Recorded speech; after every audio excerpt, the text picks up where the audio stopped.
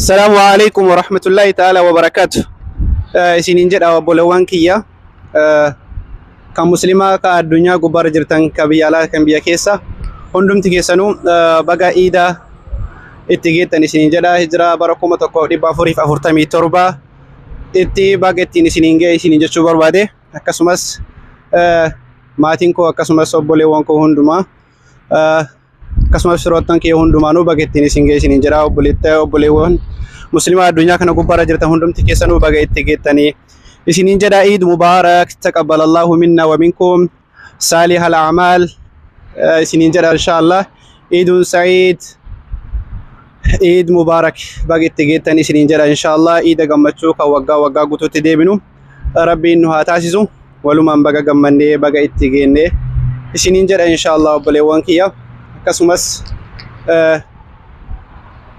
hundi keessanuu baga gammannee baga gammaddanne isiniin inshallah kullu aamin wa antum bi khair. Assalamu alaikum wa rahmatullahi ta'ala wa barakatuh.